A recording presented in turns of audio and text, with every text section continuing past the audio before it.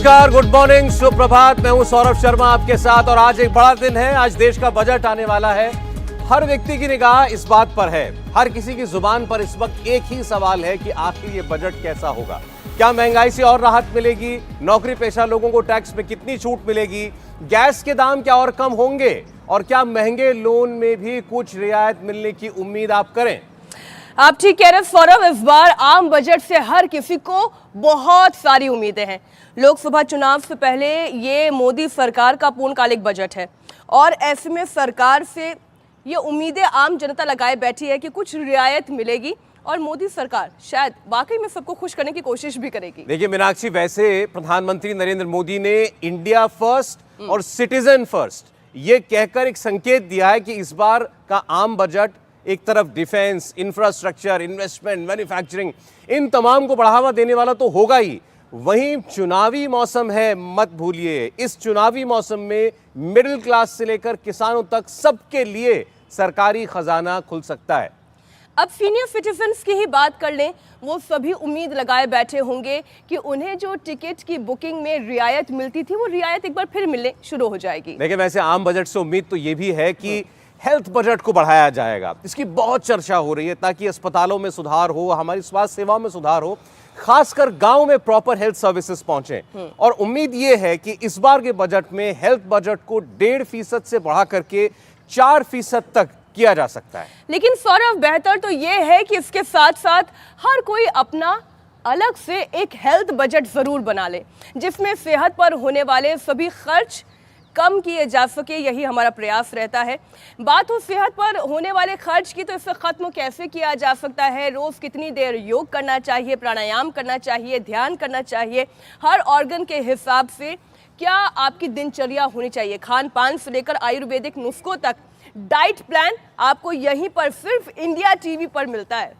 देखिए, ये बात बिल्कुल ठीक है, क्योंकि बीमार एक परिवार में एक शख्स हो जाए तो सीधा असर पड़ता है आपकी जेब पर, आपकी वॉलेट के ऊपर। सौरभ, आप लोगों की मैंने इतनी सारी बातें सुनी और जब सेहत की बात आई तो मैं ये बात बिल्कुल जोड़ना चाहूँगी कि बाद में सेहत पर खर्च करके अस्पताल जाके क्या फ़ायदा। उसी पैसे को अच्छे डाइट, अच्छे न्यूट्रिशन और वर्कआउट और एक्सरसाइज में खर्च किया जाए तो बाद में बहुत ज़्यादा जो अमाउंट हो जाती है वो पहले ही बच जाएगी। अब देखिए, क्योंकि लगातार सेहत की बात, सेहत की प्लानिंग को लेकर चर्चा हो रही है, तो अगर हम सेहत की प्लानिंग नहीं करेंगे तो नतीजा ये होगा कि देश में लाइफस्टाइल बीमारियों का खतरा तेजी से बढ़ेगा। बीपी की बात करें, शुगर, हार्ट, लिवर, किडनी के मरीज लगातार बढ़ भी रहे हैं। तो ऐसे में हर किसी के लिए एक यौगिक हेल्थ बजट बनाना बेहद जरूरी हो गया है। ठीक मेरी तरह मुझे ये बजट बनाने की बहुत जरूरत है। लेकिन ये बात बिल्कुल ठीक कही है ज्योत्सना ने। जैसे आप कहीं इन्वेस्टमेंट करते हैं, आप पैसे के इन्वेस्टमेंट करते हैं, आप सोचते हैं मुझे म्यूचुअल फंड लेना है तो मैं इसे कहां पर इन्वेस्ट करूं, ऐसे ही ये भी सोचने की जरूरत है कि अपनी हेल्थ को लेकर आप अपनी इन्वेस्टमेंट कहां करें, इसकी प्लानिंग भी कीजिए। सेहत कैसे अच्छी रहे, इसके लिए टाइम मैनेजमेंट कीजिए। और हम नहीं, एक्सपर्ट्स बताते हैं। और ये प्रोग्राम तो अब जिनका है वो आने वाले हैं, स्वामी रामदेव जी, वो आपको बताते हैं रोज 24 घंटे में सिर्फ 40 मिनट आपको निकालना है, जिसमें आप अपने आप को योग प्राणायाम के लिए दे सकें ताकि तंदुरुस्ती बनी रहे। आइए आपको सीधे लेकर चलते हैं स्वामी रामदेव जी के पास और आप समेत हम सब के लिए क्या है ये योग वाला हेल्थ बजट, इसको बनाते हैं। स्वामी जी, बहुत नमस्कार आपको। प्रणाम स्वामी जी। प्रणाम स्वामी जी, सुप्रभात। आज तो हम भी आपकी तरह खुले आसमान के नीचे आ गए हैं। बहुत बहुत प्रणाम। देखो, एक तो 0% हेल्थ बजट कि आपका बीमारियों में 1 रुपए भी खर्च ना हो। मैंने 50 साल में 1 रुपए भी बीमारियों में खर्च नहीं किया है और ऐसे मैंने करोड़ों लोग तैयार कर दिए हैं जो 1 रुपए भी दवा में खर्च नहीं कर रहे हैं। एक बार तो उनका अभिनंदन होना चाहिए, इसके लिए इंडिया टीवी का भी अभिनंदन। दूसरा, आप अच्छा जीवन जीने में पैसा खर्च कीजिए। हॉस्पिटलों में डॉक्टरों के पास जाकर के दवा खा करके शरीर को दवा खाना, घर को हॉस्पिटल बनाने में पैसा खर्च कीजिए। तुमको क्या हो गया था? मेरे शरीर में जी सारे में गांठ थी जी, पूरे शरीर में जी। और कैसे ठीक कर ली? डॉक्टर से दिखा मैंने। ठीक कैसे? तो ठीक योग से करी जी, 10 साल से योग प्राणायाम सारी से। कहाँ से? पानीपत में पहले लड़ाई हुई थी, इसने वो गांठों के साथ लड़ाई करके ठीक कर लिया। बहुत कुछ। और आपने क्या ठीक किया? मैं इसलिए बोल रहा हूँ, ये जो है ये प्रैक्टिकल है योग पूरा। 99%, 95% हार्ट के हार्ट ब्लॉकेज में से। और वो बाईपास और वो अपना हार्ट सर्जरी नहीं किया, नहीं किया। एंजियोप्लास्टी नहीं, एंजियोग्राफी हुई बस, बस वो आगे नहीं किया। आगे नहीं। क्या किया? आपके पास 2008 में आया था योग ग्राम में। लो 2008 में आए थे, अब ठाठ से जी रहे, 14 साल हो गए, नहीं तो अभी तक तो 13वीं हो ली थी, 14वीं में आती क्या नाम है? नेमीचंद छिंदवाड़ा से। अब देखो तेरे क्या ठीक किया भाई? मेरा 100% मैंने बीपी की ओर करा है और दवाई बंद? दवाई बंद बिल्कुल और कोई आपने भी क्या बंद। ठीक किया? मेरा 80% तीनों ब्लॉकेज थी। तीसरे भी खोल ली। हाँ, क्या नाम है? रविंदर शर्मा। लो अर्जुन की चाल दालचीनी से खुल जाती, और तुमने क्या ठीक किया? बीपी का मेरा तुमने स्वामी जी, मुझे डायबिटीज़ था, बहुत हाई डायबिटीज़ था, 500 से अबव 2017 में, और डॉक्टर ने बोला कि तुमको एलोपैथिक दवा तो खाना पड़ेगा ज़िंदगी भर। इंसुलिन तो मैंने लिया तक नहीं, और मैंने एक दिन आपको सुना एलोपैथिक दवा का कितना बैड इम्पैक्ट होता है, और मैंने उस दवा छोड़ मैंने दवा छोड़ दी और मैंने मधुनाशनी बटी और मधुग्रिट लेना शुरू किया, और मैंने उसके बाद प्राणायाम और योग को तो कभी नहीं छोड़ा। अभी मैं पिछले 6 महीना से मधुनाशनी और मधुग्रिट भी कोई नहीं, दवाई नहीं खाते, योग और से पूरे ठीक है। और मेरा आज के दिन में शुगर 160 के करीब है फास्टिंग में। अब स्वामी जी देखिए, आपकी शरण में जो आ गया, बड़ी बड़ी जो चांदी और रखी पतंजलि बालों की। योग ग्राम पहुंच गया, उसका तो हेल्थ बजट बन तो गया। ये मैं इसलिए बोल रहा हूँ जी। इसके तो क्या बंद था? मेरा फिलिपिन ट्यूब ब्लॉक था और डॉक्टर ने काटने के लिए बोला था, और मैंने योगा से 4 महीने में योगा करके और प्लस पतंजलि की दवा फिलिपियन खा के। ट्यूब खोल लिया इसने। ये बाबू भी उधर उसकी माँ के चरणों में है, यदि योग ना होता तो वो बाबू भी धरती पर ना आता। और ये मोटा आदमी इसने तो कमाल कर दिया। कितना का वजन घटाया भाई? कितना है अभी तेरा? स्वामी जी अभी मेरा 130 किलो वजन है। मेरा 130 किलो अभी वजन है स्वामी जी। मेरा वजन 148 किलो था। मैंने 148 किलो? 148 था। योग और वैसे स्वामी जी इनके कपड़ों से इनके वजन का पता नहीं चलता। जरा सिलसिलेवार तरीके से एक एक विषय हम ले ले। आपका आशीर्वाद बना रहे। लो, और यहाँ कितने दिन में? 3 दिन 3 दिन में 8 किलो वजन कम किया। 3 दिन में 8 किलो घटा लिया। 3 दिन में 8 किलो वजन कम किया स्वामी जी। सच्ची बोल रहा है ना? बिल्कुल सच्ची बोल रहा हूँ। मेरी डायरी देख लीजिए आप, डायरी देख लीजिए आप। चलो ओम जी ओम। तो ये लो, मैं ये कह रही थी स्वामी जी, देखो, जो वहाँ पे जिनको वजन पतंजलि घटाना योग है, ग्राम पहुँच सुबह गया, सुबह ये उसकी दौड़ सेहत का लगाया। तो बजट आप बना देते हैं, उसके खर्च अपने आप उसकी हेल्थ पर होने वाले कम हो जाते हैं स्वामी जी। लेकिन हेल्थ की बजटिंग आज पूरे देश को हमने करवानी है, ताकि 100 साल तक देश का हर निवासी निरोग रहे। और इसीलिए यहीं से हम बातचीत की शुरुआत करते हैं। 24 घंटे में से जो ये 40 मिनट आप हमेशा निकालने के लिए कहते हैं, इंडिया टीवी पर जुड़ने के लिए कहते हैं, ये हेल्थ बजटिंग होनी कैसे चाहिए, क्या करना चाहिए जिससे कि वो जो सुबह के 40 मिनट हैं वो आपके पूरे 24 घंटे को तंदुरुस्त बनाए रखें? तो देखो, ये सुबह उठ करके योगिक जोगिंग के 2 पोज ही कर लेना, सूर्य नमस्कार कर लेना, और फिर एक एक बीमारी के लिए आज हम 5-5 अभ्यास बता देते हैं। 5 अभ्यास, 5 प्राणायाम तो सबको आए गए। अब पूरे देश ने अब तो भस्त्रिका, कपालभाति, अनुलोम विलोम, भ्रामरी उद्गीत करना सीख लिया है। हमारे सौरभ भाई कभी कभी प्रकट होते हैं इंडिया टीवी पर। अब तो ये भी योगी हो गए। नहीं, आज तो मैं स्वामी योग इंस्पेक्टर हूँ। मेरे बगल में प्रकट होते 3 साथी हमारी योग कर रही हैं, मैं बैठा हूँ मजे में। प्राणायाम ही करवा दीजिए स्वामी जी इन्हें। मैं ये वाला कर लेता हूँ स्वामी जी, ये बाल वाला। हाँ, ये भी ठीक है। बाल वाला नहीं, आपको भस्त्रिका, कपालभाति, अनुलोम विलोम करना है वहाँ सिंहासन पर बैठे बैठे। देखो, जिनको मोटापा हो तो ये 5 अभ्यास देखो, 5-5 अभ्यास। पहले मोटापा के लिए, फिर बीपी शुगर के लिए, एक एक चीज के लिए ना। आज हम ऐसा बजट बनाएंगे कि आपका पैसा हॉस्पिटल में ना जाए, दवाओं में ना जाए। आपकी सेविंग, यदि आपको कोई बीमारी हो जाती है तो 1-2 महीने में जिंदगी भर की सेविंग खत्म हो जाती है। 8 से 18 घंटा मेहनत करके आप पैसे कमाते हो। आज तो बड़ी जोर से छोटा घुमा रहे हो भाई, सब में बड़ा जोश है। लग रहा है सबको कि बजट अच्छा ही आने वाला है। अपना बजट ठीक कर लो। ऐसे फिर उल्टा उधर पैर करो, इधर सिर करो, ऐसे लेट जाओ। सब बहनें भी हमारी बहुत अच्छी है। तो ये देखो, लंबे लंबे श्वास, मोटापा के लिए अभ्यास करना, गर्म पानी पीना और हेल्दी चीज़ों में खाने में खर्च करो। ये बर्गर, ये पिज़्ज़ा, ये बीड़ी सिगरेट शराब पर, ये बर्गर पिज़्ज़ा पर, जंक फूड फास्ट फूड पर इतना गवर्नमेंट को टैक्स लगा देना चाहिए कि लोग पी ना सके। 500% टैक्स लगाओ। कितना परसेंट? 500%। आप तो खाना बंद ही करवा देंगे। लंबे लंबे श्वास ऐसे।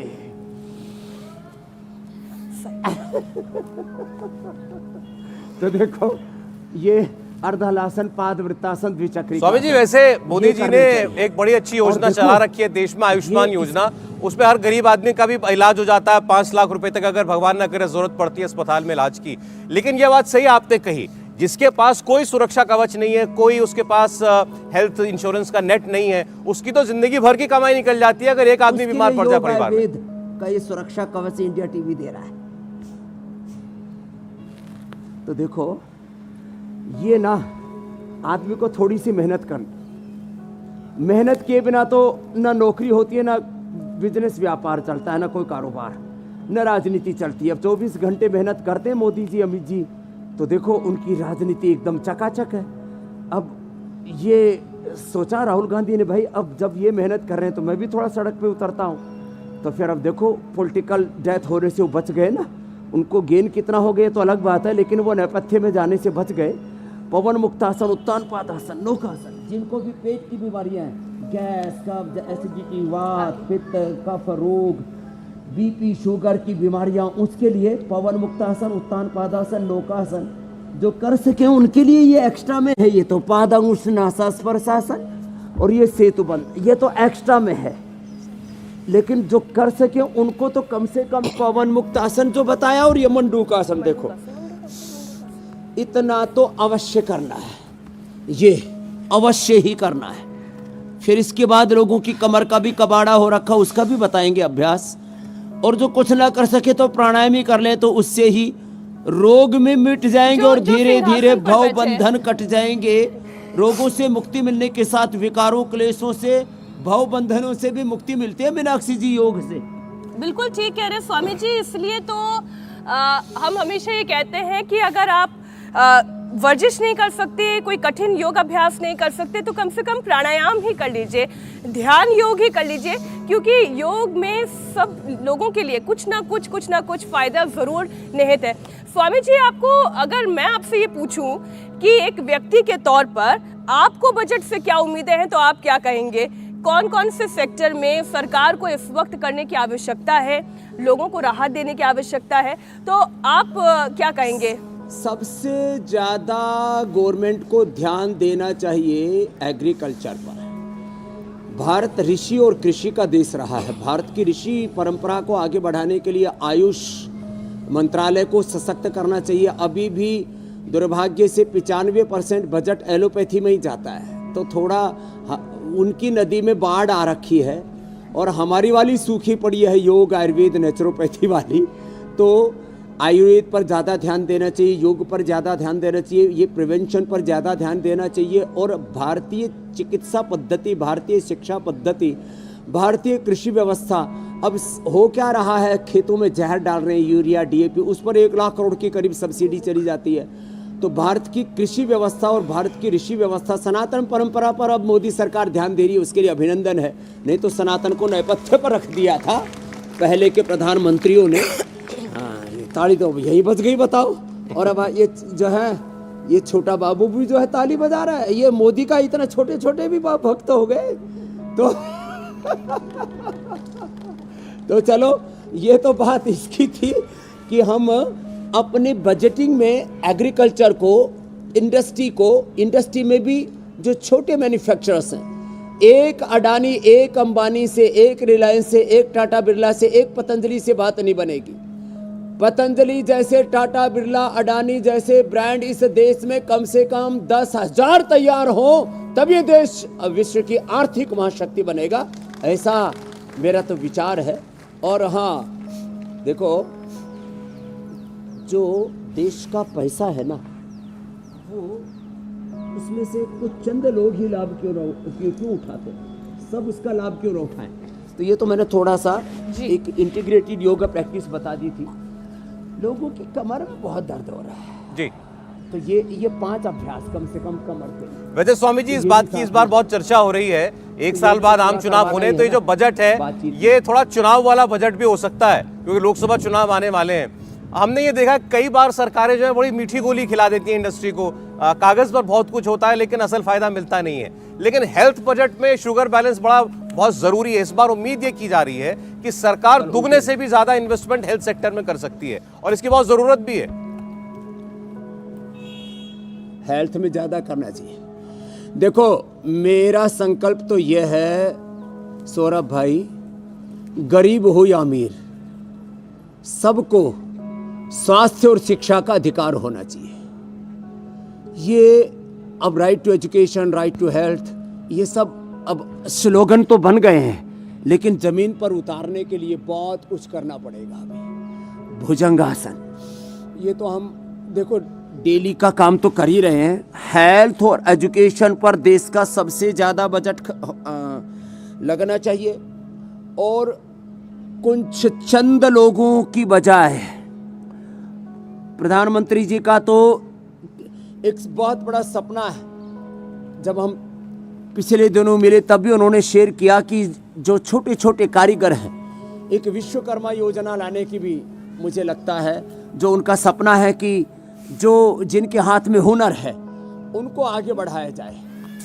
लोगों ने शून्य से सृजन के नए संकल्प, नए इतिहास घड़े हैं भारत में। तो शिक्षा, स्वास्थ्य और सबकी समृद्धि के लिए जो छोटे छोटे लघु उद्योग हैं, गृहोद्योग हैं, ग्रामोद्योग हैं, छोटे छोटे हुनर जिन लोगों के पास में हैं, उनकी और सहायता के हाथ आगे बढ़ेंगे तो देश की जीडीपी हो, देश की इकोनॉमिक ग्रोथ हो या भारत को विश्व की आर्थिक महाशक्ति बनाने की बात हो, उस दिशा में सौरभ भाई हम ज़्यादा आगे बढ़ पाएंगे जी। बाकी योगाभ्यास तो हमारा रोज का धर्म है। नहीं बिल्कुल ठीक स्वामी जी। इससे योग से और बजट से जुड़ी मैं एक बात आपसे पूछना चाह रहा था। जब भी बजट का दिन होता है हम देखते हैं बहुत सारे लोग, खासकर जिनका जो स्टॉक मार्केट वगैरह में जो बहुत पैसा लगाते हैं, उनको बड़ा धुक रहती है पूरा दिन, बजट कैसा लेगा मार्केट, शेयर मार्केट ऊपर जाएगी नीचे जाएगी। तो जरा दिल को मजबूत रखने की आज के दिन भी जरूरत होती है। अब आपने हमको बता दिया शुगर बीपी के लिए क्या करना चाहिए। ये कार्डियोवैस्कुलर एक्सरसाइजेस जो हम लोग जिम में करते हैं जाकर के, कार्डियो जिसको बोलते हैं, योग में कैसे करें? तो एक तो कमर का बता दिया है, मरकटासन, अर्ध पवन मुक्तासन, एक अपाद उत्तानासन, और ये यहाँ तक इतना कर लें। अब देखो कार्डियोवास्कुलर एक्सरसाइज से पहले कार्डियोवास्कुलर डिजीज के लिए एक तो गोमुखासन जरूरी है, जो हम अभी बता रहे थे। गोमुखासन के साथ जहाँ से हमने शुरू की थी ये भी जरूरी है। और फुल ऑफ एनर्जी के लिए ब्लड का सर्कुलेशन, चलो खड़े हो जाओ, पूरे शरीर में ब्लड का सर्कुलेशन पूरा रहे, इसके लिए योगिक जॉगिंग के 12 अभ्यास, सूर्य नमस्कार के 12 अभ्यास और दंड बैठक, ये मैं तो 5 ही मिनट में कर दूंगा। अभी करो सब, लंबे लंबे श्वास भरो, हाँ बहुत जरूरी है। और जब ऐसा कर लेते हैं ना तो सौरभ भाई 1 मिनट में 25 लीटर, 5 मिनट में 100 लीटर ब्लड हार्ट से पंप होके किडनी से फिल्टर होकर के पूरी बॉडी को मिल जाता है। जब ऐसे हम तेजी से योगिक जॉगिंग, सूर्य नमस्कार, दंड बैठक करते हैं और जो हो सके तो दौड़ लगा लेना, तैर लेना, तो फिर पूरा शरीर ऐसे ऊर्जा से आप्लावित हो जाता है। तो ये सर्वांगीण व्यायाम, अब जो ठाड़े ठाड़े तगड़े तगड़े ना कर पाए तो कोई बात नहीं, वो खाली देख ले, धीरे धीरे किसी दिन वो भी कर पाएंगे और सीख लेंगे। तो इस जन्म में नहीं तो पुनर्जन्म में हम तो विश्वास रखते हैं कभी ना कभी तो हो ही जाएगा। ऐसे ये ऐसे पूरा स्पीड के साथ, फिर ऐसे ये ऐसे ऐसे, फिर ये लंबे लंबे श्वास ऐसे ऐसे, और फिर ये ऐसे। वैसे स्वामी जी आप अभी तक संतुष्ट हैं? सरकार ने जो हमारी ट्रेडिशनल थेरेपीज है उनके लिए जो कुछ किया है पिछले 8 साल में, उसके लिए? देखिए दिशा ठीक है, अब उसमें करना बहुत कुछ है, अब इसमें थोड़ा बजट भी ज़्यादा देना चाहिए और इसको आगे बढ़ाने के लिए गवर्नमेंट को, जो गवर्नमेंट सरकारी संस्थानों के साथ साथ जो प्राइवेट सेक्टर में जो लोग काम कर रहे हैं उनकी भी सहायता में हाथ आगे बढ़ाना चाहिए, खास करके योग, आयुर्वेद में, नेचुरोपैथी में, रिसर्च वाले काम में और भी बहुत सारे काम हैं। तो ये कार्डियक एक्सरसाइज तो हमने पूरी बता दी ऐसे, और जिनमें थोड़ा दमखम हो तो ये ऐसे ऐसे स्वामी जी, दिल को कैसे मजबूत रखना है, उसको और एग्जीक्यूट करने के लिए थोड़ी ज्यादा मेहनत करनी कौन कौन से योगाभ्यास करने हैं वो तो निरंतर आप बता रहे हैं, लेकिन क्योंकि बात बजट की हो रही है और बजट जिस तरह से इस साल आने वाला है, चुनावी बजट के रूप में भी इसे देखा जा रहा है, चुनावी साल है, अगले साल इलेक्शंस भी होने हैं, तो ऐसे में मजबूत रीढ़ के बिना कंप्लीट हेल्थ की बात हो ही नहीं सकती है। इसके लिए कौन से वो 3 योगाभ्यास हैं जो हमारी स्पाइनल बोन को, मेरुदंड को मजबूती प्रदान करें? देखो, होनी तो ऐसी चाहिए कि ऐसे कर ले, अब ये होना थोड़ा मुश्किल है, इसलिए रीढ़ की हड्डी के लिए हमने भुजंगासन। चलो रे, तुम तो देखने में लग गए, अभी बाबा जी लगे रहो। अरे बाबा जी तो लग रहे, बाबू तुम भी लगे रहो। स्वामी जी, मन तो मेरा ही बहुत कर रहा है, लेकिन मैं जरा लाइव टीवी पे रिस्क लेना नहीं चाह रहा हूँ। ये आज केवल विटामिन डी ले रहे हैं स्वामी जी। विटामिन डी लेके अपना बजट बना रहे हैं। हाँ, तो आज जो है, जैसे चुनाव के समय बाहर सेटअप लगा था, आज इंडिया टीवी का जो लुक है वो देखते बन रहा। अभिनंदन है, धन्यवाद। माने चुनाव परिणाम में भी सबसे आगे, बजट में भी आगे, हेल्थ बजट में भी आगे, सब तरह से, माने अपने योग धर्म से लेकर के, अपने सनातन धर्म, राष्ट्रीय धर्म से लेकर के समाचार धर्म में, उपचार में भी, समाचार में सबसे आगे रहते हैं आप। अभिनंदन है इंडिया टीवी का। श्रद्धेय हमारे बड़े भाई रजत शर्मा जी का, सौरभ जी और पूरी आसो योगिनियों की पूरी टीम है। लेकिन भाई देखो, ये गलत बात है, सौरभ जी आप जो है ना कुर्सी पर बैठे हुए ना जी, हमको शोभा नहीं दे रहा। नहीं, उठवा दीजिए और नीचे मैदान सिंहासन हटवाइए। नहीं, एक्चुअली स्वामी जी आप कहते हैं ना, आपको सिंहासन बुरा लग रहा है, मैं खड़ा हो जाता हूँ। जो है नहीं, सिंहासन से मैं खड़ा करवा दूंगी। सौरभ, वित्त राज्य मंत्री की तस्वीरें सामने आ रही हैं, बजट पेश करने से पहले मंदिर में पूजा अर्चना करते हैं। देखिए, वित्त राज्य मंत्री पूजा कर रहे हैं बजट से पहले, स्वामी जी शुरू करो। और आज बड़ा इम्तिहान होता है सरकार का, इसके बाद बहुत सारे रिएक्शंस आएंगे। और ये बात बिल्कुल सही है कि इस वक्त पूरी दुनिया में भारत को एक ब्राइट स्पॉट की तरह देखा जा रहा है। पूरी दुनिया में मंदी के आसार दिखाई दे रहे हैं। बड़े बड़े मुल्कों की ग्रोथ की रफ्तार बिल्कुल थम चुकी है। कई बड़ी इकोनॉमी तो ऐसी हैं जो कॉन्ट्रैक्ट कर रही हैं, यानी नेगेटिव में जा रही है जिनकी ग्रोथ। ऐसे में भारत की ग्रोथ 6 से 7% के बीच होना बहुत बड़ी बात है। और जीडीपी में बड़े चैलेंजेस हैं। अब भारत में देखो, जहाँ अब मैंने अमेरिका से मैं पूछा, भाई तुम्हारे यहाँ ग्रोथ रेट क्या है? बोले जी 2-3%। मैंने कहा क्यों? बोले जितने हॉस्पिटल बनने थे, जितने स्कूल कॉलेज यूनिवर्सिटियाँ बननी थी, जितनी सड़कें बननी थी, इंफ्रास्ट्रक्चर, हवाई जहाज, पोर्ट, जो कुछ बनना था बन लिया। तो जो विकसित देशों में संभावनाएं बहुत कम होती है। दुनिया में विकास की सबसे ज़्यादा संभावनाएं किसी देश में है तो भारत देश है। लेकिन हमारी ये समृद्धि संस्कृति मूलक हो, प्रकृति मूलक हो और सर्वहारा हो, सबका साथ, सबका विकास, सबका प्रयास, सबका पुरुषार्थ, ये नारे तो हैं सरकार की, दृष्टि है, सही है। बस इस दिशा में सारे देश को भी प्रयत्न करना पड़ेगा। सरकार नीतियाँ बना सकती है, अच्छी नीयत से देश को नेतृत्व दे सकती है, लेकिन करना तो लोगों को पड़ेगा। आप ठीक अब यहाँ पतंजलि योगपीठ, ये पतंजलि वेलनेस आकर के ये मोदी जी तो नहीं चलाएंगे, ये निर्मला सीतारमण जी तो नहीं चलाएंगी पतंजलि योगपीठ को और इंडिया टीवी को। हम जहां पर भी हैं अपने स्तर से हमें इतना पुरुषार्थ करना है कि हम ये माने कि मैं एक व्यक्ति नहीं है, मैं भारत का प्रतिनिधि हूं, मुझ में भारत बढ़ता है, मैं स्वस्थ समृद्ध बनूंगा, मैं महान बनूंगा तो मेरा देश स्वस्थ समृद्ध महान और चरित्रवान बनेगा, ये संकल्प हर एक भारतीय का होना चाहिए। आप बिल्कुल ठीक कह रहे हैं स्वामी जी। मैं इसे जरा योग के कॉन्टेक्स्ट में जोड़ के आपसे पूछना चाह रही थी स्वामी जी। ये ठीक वैसे ही है कि आप भले ही कितना भी योगाभ्यास क्यों ना कर लें, आप कितना भी व्यायाम प्राणायाम क्यों ना कर लें, लेकिन अगर शरीर में न्यूट्रिशन की कमी होगी तो इनका पूरा असर हमें मिल ही नहीं पाएगा। ठीक वैसे ही सरकार चाहे बजट में कितना भी एलोकेशन कर दे, लेकिन अगर उसका इस्तेमाल ठीक से नहीं होगा तो फिर उसका फ़ायदा देश को नहीं मिल पाएगा। इसलिए स्वामी जी न्यूट्रिशन की भी हम बात कर ले, जैसे मैंने थोड़ी देर पहले विटामिन डी का जिक्र किया, आज तो हम लोग भरपूर मात्रा में ले रहे हैं। ठीक वैसे ही शरीर में न्यूट्रिशन की डेफिशिएंसी को कैसे दूर किया जाए जिससे कि योग का पूरा असर मिले शरीर को। ये आपने बहुत अच्छा कहा। एक तो हम अर्धमत्स्येंद्रासन, वक्रासन, गोमुखासन के साथ साथ कपालभाति करें। दो तरह की डेफिशिएंसी बहुत ज़्यादा है, एक तो न्यूट्रिशंस की डेफिशिएंसी, फिजिकल डेफिशिएंसी, और दूसरी mental emotional deficiency, intellectual deficiency, या मैं उसको तो कहूँगा बौद्धिक दरिद्रता।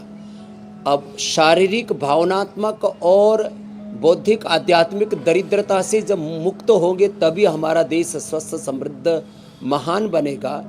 अब 80-85% बच्चों और युवाओं को विटामिन डी की डेफिशिएंसी होगी। धूप में बैठते ही नहीं, सब पढ़ाई में या कमाई में या फिर इधर उधर जिम में घुसे रहते हैं। जिम सब अंदर ही है, ओपन जिम तो थोड़ा बहुत कहीं कॉन्सेप्ट अभी शुरू से आया हुआ है। तो विटामिन डी के लिए एक तो धूप में पूरा बैठा करें, और धूप में बैठने के साथ दूध, दही, छाछ, ये प्राकृतिक चीज़ों से विटामिन डी मिलता है। तो इसका सेवन क्या करें? B12 के लिए हरी शाक सब्जियां, और हरी शाक सब्जियों के साथ साथ डी और B12 के लिए मशरूम के साथ साथ मोटे अनाज, रागी, बाजरा, जवार, मकई, मोटे अनाजों का सेवन करें। और ये जो कैल्शियम, आयरन आदि की भी डेफिशिएंसी ना, शाक सब्जियों से एक साथ विटामिन B12, कैल्शियम, आयरन आदि की डेफिशिएंसी दूर हो जाती है। तो शाक सब्जियां, फलों और सलाद का ज़्यादा सेवन करना चाहिए। रही बात कोलेजन की, ये स्किन के लिए और पूरे शरीर के लिए भी बहुत ज़रूरी है। 1 चम्मच तिल या 1 चम्मच फ्लैक्सीड, तिल, फ्लैक्सीड, इससे ओमेगा की भी कमी दूर हो जाएगी। फ्लैक्सीड, तिल, इसको कूट करके इसका सेवन करना चाहिए। गाजर का जूस पीना चाहिए, उससे हीमोग्लोबिन भी अच्छा हो जाता है। उससे आँखों के लिए भी विटामिन ए भी पूरा मिल जाता है, और ये उससे कोलेजन भी अच्छा रहता है। और प्रोटीन के लिए सबसे अच्छा है दालें और न्यूट्रिला। हाँ भाई देखो, अब एक दो बात तो ब्रांड के बारे में आ ही जाती है। देश को बड़ी खाना सिखाया न्यूट्रिला सोया चंक्स ने। तो ये सोयाबीन हमारे लिए बहुत अच्छा विकल्प है, विटामिन ई का भी और प्रोटीन का भी। जी स्वामी जी। तो स्वामी जी, बजट, क्योंकि आज बजट का दिन है, 11 बजे मुख्यमंत्री बजट पेश करेंगे संसद में। थोड़ा थोड़ा हम जरा उसकी बात करते रहे। भी तस्वीरें हम दिखा रहे थे, वित्त राज्य मंत्री पंकज चौधरी, उन्होंने कहा कि इस बजट में सबके लिए कुछ ना कुछ होने जा रहा है। हर बजट में वैसे ऐसा होता भी है, लेकिन कोई व्यक्ति ज़्यादा खुश होता है, कोई कम, कोई निराश भी होता है। अब स्वामी जी, जैसे सरकार ने अभी तक ये कहा कि हमने शुरुआत में कुछ वर्षों में तो जो बहुत ज़्यादा लोगों की ज़रूरत की चीज़ें थीं उन पर हमने ध्यान दिया, अब हमने ईज़ ऑफ लिविंग बढ़ाने की कोशिश की है। अब यहाँ से आगे सरकार कह रही है कि एक व्यक्ति की जो आकांक्षाएं होती हैं उसको हम कैसे पूरा करें, इसकी ओर हमें काम करना है। आप तो इतनी बड़ी इंडस्ट्री भी चला रहे हैं, हालांकि आपका अपना कुछ नहीं, आप सब कुछ जो है वो देश के लिए कर रहे हैं, लेकिन मुझे बताइए कि प्राइवेट सेक्टर हो, छोटा उद्यमी हो, उस सब के लिए क्या इस सरकार ने वो वातावरण बना रखा है? देखिए, ये बात सही है सौरभ भाई। अब कुछ लोग जो है, जो मोदी विरोध के चलते भारत विरोध पर उतर आते हैं, और कुछ लोगों का तो माइंड ही इतना डिस्ट्रैक्टिव है, हर बात में खुरापात है उनकी, उनको छोड़ दीजिए। तो मैं एक बात पूरी ईमानदारी, सच्चाई, प्रामाणिकता से कहना चाहता हूँ, मोदी जी की नीयत अच्छी है देश के लिए। मोदी जी सभी वर्गों के, समाज के सभी तबकों के, सभी समुदायों के उत्थान के लिए काम करते हैं, और नीयत के साथ अच्छी नीतियां और देश में अच्छा नेतृत्व मिले। माने राजनीति के नाम पर देश में किसी भी प्रकार की कोई तबाही ना मचे, उसके लिए वो अहर्निश पुरुषार्थ करते हैं। पहले बीजेपी को लोग कहते थे बनियों बामणों की पार्टी है। अब मैंने देखा कुछ लोग कहते हैं अरे बनियों के लिए तो कुछ किया ही नहीं बजट में, और बामणों का भी कोई ठिकाना नहीं। सौरभ जी, आपके लिए ये बात नहीं है, आप सौरभ शर्मा जी, मैं तो सही ठिकाने पे हूँ। लेकिन वैसे इस मंच पे मेजॉरिटी ब्राह्मणों की है। हाँ। तो जो आरोप बीजेपी पर लगाया जाता था, मोदी साहब ने माने कोई एक वर्ग विशेष नहीं, यहाँ तक कि ब्राह्मण, क्षत्रिय, वैश्य, शूद्र, दलित, आदिवासी, उसके साथ साथ वनवासियों के साथ साथ मुसलमानों, ईसाइयों, जैन, बौद्ध, सिख, माने एक तरह से पूरा पंथ निरपेक्ष बजट है और सारे भारत का बजट है तो मोदी जी बनाते हैं, उसके लिए उनका अभिनंदन है और ये होना भी चाहिए। देश तो सबका है ना, गरीब का भी है, अमीर का भी है, सब जातियों सब कौमों का है। लेकिन अभी आप थोड़ी देर पहले राहुल गांधी की बात कर रहे थे ना, वो तो हर दूसरी लाइन में कहते हैं कि मोदी सरकार, नरेंद्र मोदी 2-3 बड़े उद्योगपतियों के लिए, अडानी अंबानी के लिए काम करती है। अभी पतंजलि उन्होंने नाम लेना शुरू नहीं किया है।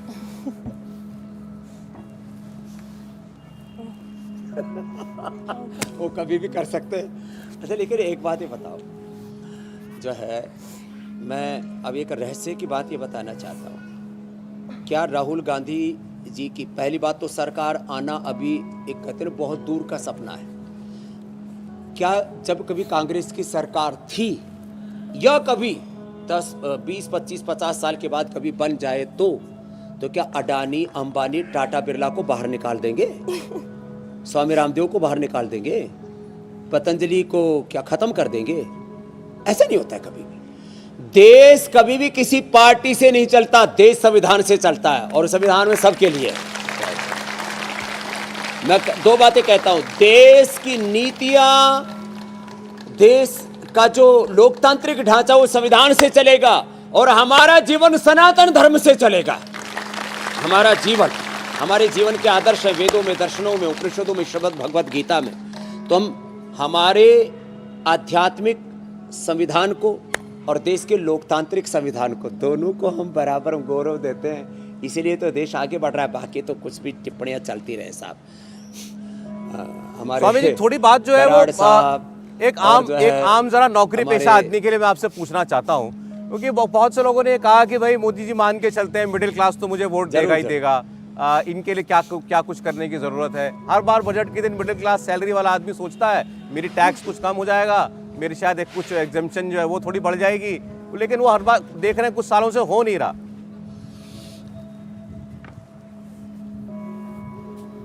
देखो, अब उम्मीदों पर तो दुनिया कायम है, उम्मीद रखनी भी चाहिए। लेकिन देखो, यदि समर्थ लोग टैक्स नहीं देंगे तो देश की सेना की तनख्वाह कहाँ से आएगी? नए हथियार कहाँ से आएंगे? देश में सड़कें कहाँ से बनेंगी? एयरपोर्ट, पोर्ट कहाँ से बनेंगे? देश के हेल्थ, एजुकेशन, जो पूरा इंफ्रास्ट्रक्चर है, इसको कैसे हम चला पाएंगे? इसलिए देखो, टैक्स तो बहुत ज़रूरी है और टैक्स को लेकर के, टैक्स टेररिज्म से दूर करने के लिए अब जीएसटी और इनकम टैक्स, 2 ही टैक्स बच गए। पहले 50 तरह के टैक्स हुआ करते थे, तो काफ़ी सुधार किया है। फिर भी जो है देश में यदि ट्रांसपेरेंसी और बढ़ जाए तो टैक्स और कम किया जा सकता है। मैंने तो एक बार बोला था ट्रांजैक्शन टैक्स लगा दो, बाकी टैक्स खत्म कर दो, तो 2% से भी पूरा देश में 20-25 लाख करोड़ रुपए इकट्ठा हो जाता है। उसकी पूरी कैलकुलेशंस, तस्वीर आ रही है, वित्त मंत्री निकली अपने घर से, तो खैर वो वक्त नहीं है के लिए। अब सुबह की कवायद जो है वो सारी शुरू हो गई है, मंत्रालय वो गई है, इसके बाद राष्ट्रपति को एक प्रति दी जाती है बजट की, उसकी तस्वीर आएगी, फिर वो संसद भवन पहुंचेंगे और ठीक 11 बजे, घड़ी जैसी 11 बजाएगी, वित्त मंत्री अपना भाषण पढ़ना शुरू कर देंगे। तो आज की दिनचर्या वित्त मंत्री की शुरू हो चुकी है और इसके साथ ही बजट वाले दिन उम्मीदों का भी जो सिलसिला है वो शुरू हो गया है। स्वामी जी बता रहे थे कि टैक्स देना कितना जरूरी है और टैक्स देंगे तभी हमारे देश का इंफ्रास्ट्रक्चर जो है वो मजबूत हो सकता है, डेवलप हो सकता है। जी स्वामी जी। तो देखो, अपना बजट ऐसे ठीक करें सुबह उठ करके पानी पीना और उसमें आंवला एलोवेरा गिलोय मिला लेना, तो आप 99% बीमारियों से बच जाओगे। 100 साल तक बाल अच्छे रहेंगे, आंखें अच्छे रहेंगी, कान अच्छा रहेगा, दिल दिमाग अच्छा रहेगा। ये एंटी एजिंग है। तो आंवला एलोवेरा गिलोय में कितना पैसा खर्च हो जाएगा? ज़्यादा से ज़्यादा 5-10 रुपये। आप हज़ारों रुपए की गोलियों से बच जाओगे। फिर ब्रेकफास्ट में किसी दिन अंकुरित लो, किसी दिन दलिया लो, किसी दिन केवल फल खाओ, किसी दिन खाली लौकी का जूस ही पी लो, और सप्ताह में एक दिन तो उपवास करो। ये अच्छे तौर तरीके हैं जीने के। फिर जो है हेल्दी चीज़ें खाओ। आदमी की जीवन की जो बर्बादी है, दाल रोटी खाने से आज तक कोई बर्बाद नहीं हुआ। आदमी बर्बाद हुआ है बीड़ी, सिगरेट, शराब, जंक फूड, फास्ट फूड, कचरा खाने से। इसलिए हम सात्विक आहार लें, अपना घर का बजट ऐसा बनाएं, अपने घर का वातावरण ऐसा बनाएं, अपनी दिनचर्या ऐसी बनाएं, अपना लाइफ मैनेजमेंट ऐसा करें, रात को 10 बजे सो जाएं और सुबह 4-5 बजे उठ जाएं, और फिर सुबह से ही अपने आप को योग में, यज्ञ में, ध्यान में, भजन, पूजा पाठ में, बहुत प्रकार की अनहोनियाँ होती हैं जीवन में। और उसके लिए आप इससे पहले बहुत सारे उपाय हमारे भविष्यवाणी में भी बताते हैं, क्या करें क्या ना करें, कैसे करें। लेकिन एक बात मैं बता देता हूँ, एक ये भविष्यवाणी नहीं, ये योगवाणी है, ये सत्यवाणी है कि जो सुबह उठ करके जप तप ध्यान पूजा पाठ करते हैं, चाहे आप कोई भी अपनी संप्रदाय परंपरा के अनुसार भगवान राम का, कृष्ण का, हनुमान जी का, शिव का आप ध्यान धरते हैं, भगवान बुद्ध का, महावीर का, गुरु नानक देव, गुरु गोविंद सिंह जी ने जैसे अपने को पूजा पाठ ध्यान भजन बताया गया है, घर में एक दिया जलाते हैं, कोई भी धूप दीप का प्रकाश होता है, उस घर में कोई शनि केतु राहु भूत प्रेत और तमाम तरह के नेगेटिव ऊर्जाओं का असर नहीं होता। और घर में एक तुलसी का पौधा जरूर लगा लेना। तो ये घर का वातावरण ऐसा बनाओ कि आपके ऊपर किसी भी प्रकार के नकारात्मक बुरी शक्तियों का असर ना हो, और आपके जीवन में रोग और आपके मन में विकार ना आए, नहीं तो आदमी का जीवन तबाह हो जाता है। मेरे भाई सौरभ, आप ठीक कह रहे हैं स्वामी जी। इसलिए आज इस संकल्प को एक बार फिर से दोहराने की ज़रूरत है कि योग, आयुर्वेद, प्राणायाम का सहारा लें और अपने हेल्थ को आप अच्छी बनाएं। लेकिन स्वामी जी, जब बात बजट की आती है तो हेल्थ बजट बनाते वक्त क्या खाएं, कैसे खाएं, क्यों खाएं, ये समझने के लिए थोड़ी सी बुद्धि चाहिए, और वो बुद्धि आप दे सकते हैं। अब जैसे जो बादाम में फ़ायदे हैं, आप बादाम खाने की सलाह तो देते ही हैं, बादाम का हलवा भी खाने की सलाह देते हैं, लेकिन वही बादाम वाले फ़ायदे आप कहते हैं कई दफ़ा कि मूंगफली में भी होते हैं, तो मूंगफली खा लें। ठीक वैसे ही आप कहते हैं सेब महंगा है तो नाशपाती खा लें। तो इस तरीके की बजटिंग भी आज दर्शकों को समझाएं। दिन में 3 दफ़ा क्या खाएं? जिनको सेव नहीं मिलता है वो नाशपाती खा लें, अमरूद खा लें, केला खा लें। केला, नाशपाती, सेव, अमरूद में समान गुण हैं। ये खाली अमीरों के चोचले हैं। सेव कम होता है इसलिए महंगा है, और ये जो बासमती चावल में जो गुण हैं उससे ज़्यादा गुण बाजरे और रागी के अंदर हैं, इसलिए बासमती चावल खा के अपना बजट मत बिगाड़िए। हाँ, अच्छी चीज़ों की ओर मुड़िए। जो गुण बादाम में है वही गुण मूंगफली में। मूंगफली और चना, मूंग, इनको अंकुरित खाइए। जो मूंगफली, चना और मूंग सबसे ज़्यादा, चना उससे कम और मूंगफली उससे भी कम जी। तो ऐसे इन चीज़ों को खाएंगे तो आपका कम पैसे में ही घर का बजट अच्छा चल जाता है। स्वामी जी, वित्त मंत्री पहुंच गई है मंत्रालय, वित्त मंत्रालय पहुंच गई। वित्त मंत्री निर्मला सीतारमण, तस्वीर दिखा रहा हूं मैं, इसलिए आपके बीच बीच में बोलने की धृष्टता कर रहा हूं। देखिए, वित्त मंत्री पहुंच रही हैं, वित्त मंत्रालय, बैठक होती है। पहले वित्त मंत्री अपने सभी अधिकारियों के साथ, उनके जो जूनियर मंत्री होते हैं, राज्य मंत्री होते हैं फाइनेंस के, उनके साथ बैठक उनकी होगी। और इसके बाद फिर, अब पहले तो एक बड़ा सूटकेस लेकर चला जाता था, कैमरों के सामने सूटकेस दिखाया जाता था। पिछले साल से जो है 1-2 वर्षों से वित्त मंत्री ने ये परिपाटी बदली। अब वो एक छोटा सा टैबलेट लेकर के आती हैं इलेक्ट्रॉनिक, और वो दिखाती हैं। वो लाल रंग के उसका कवर होता है। लाल रंग चूंकि शुभ माना गया है हमारे यहाँ पर, तो वो भी आपको थोड़ी देर में वो भी देखने को मिलेगा। स्वामी जी, एक बात बताइए, अभी आप, मीनाक्षी ने आपसे पूछा घर की बजटिंग कैसे करें, खाने का बजट कैसे बनाएं। महंगाई की बड़ी चर्चा है देश के अंदर। सरकार ने भी माना कि भाई कुछ वक्त पहले तक तो बहुत तेज महंगाई थी, अब वो उसको काबू में करने की कोशिश हुई है, वो कुछ नीचे भी आई है।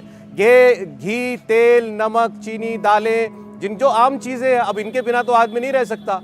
ये सारी आदमी के बजट में है, पकड़ में अभी है या नहीं? ऐसे मत कहिए स्वामी जी, अभी चीनी बंद करवा देंगे सबकी। वैसे तो शो वाले लोगों की और जो लोग देखते हैं इस कार्यक्रम को, उनकी चीनी बंद है। चीनी तो बंद करनी है, गुड़ शक्कर खाना है, और जो पैसे वाले उनको शहद लेना है। शहद खाओ, सेहत बनाओ, नहीं तो ये जो है चीनी आपकी सेहत को शहीद कर देगी। खैर, तो देखो जो बात आपने कही उसको मैं आगे बढ़ाता हूँ। तेल करीब एवरेज 40 to 50% सस्ते हो गए, लेकिन घी सस्ता नहीं हुआ, बटर सस्ता नहीं हुआ, दूध सस्ता नहीं हुआ है। एक तो लंपी बीमारी ने बहुत हानि की इसमें, पशुधन बहुत, और उसमें खास करके गोधन लाखों की संख्या में उसकी मौत हो गई। तो ये बाकी दूसरी चीज़ें, अब जैसे अब सरसों है, अब वैसे तो सरसों महंगी होने से किसानों का फ़ायदा ही होता है। गेहूं है, गेहूं सरसों इतने महंगे हो गए, अब अच्छी क्वालिटी का गेहूं, आटा छोड़ो। मैंने जब पहली बार सुना, अभी मैंने पूछा भाई क्या रेट दे रहे हो अभी आटा? बोले जी आटा तो अब बहुत महंगा हो गया और आटा में हमको घाटा हो रहा है। मैंने कहा क्यों? अब 30 रुपए किलो अच्छा गेहूं हो गया। आटा क्या रेट से आता है बाजार में भाई? तो अब जो ब्रांडेड आटा है वो अलग अलग ब्रांडों का 40-50 रुपए किलो आने लग गया। इसलिए अब लोग वापस घरों में चक्की लगाएंगे, गेहूं खरीद के लाएंगे, पीस के खाएंगे। तो आटा महंगा हो गया है, थोड़ा घी महंगा है, दूध महंगा है। बाकी शाक सब्जियां फल तो देखो भाई वो तो सीजन के अकॉर्डिंग होता है।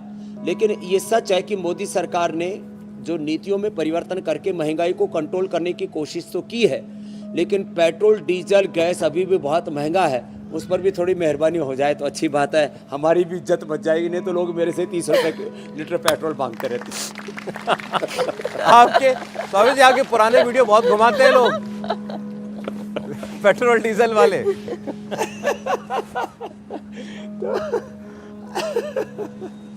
तो मैं देखो अपनी बात तो रखनी पड़ती है ना थोड़ी।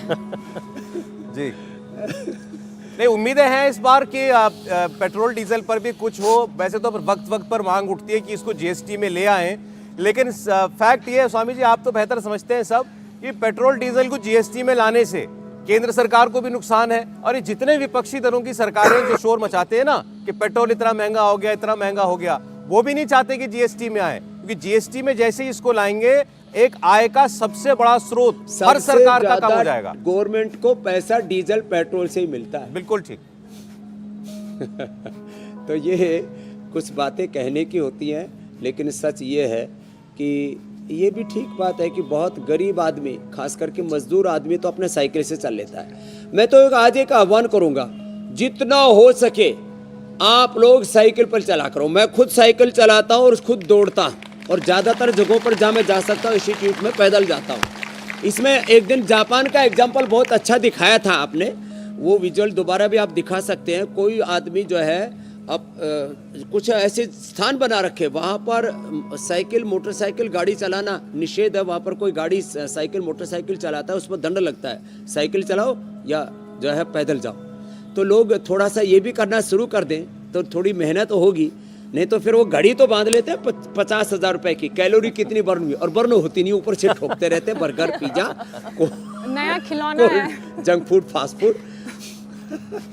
तो स्वामी जी समय हो गया, बहुत शुक्रिया, धन्यवाद आपका। लेकिन आप बजट जब आ जाएगा उसके बाद फिर आपको हमारे लिए 1 घंटा कम से कम निकालना है आज दिन में, बजट की बारीकियां लोगों को समझाने के लिए। धन्यवाद, बहुत बहुत धन्यवाद। बहुत धन्यवाद स्वामी जी आपका।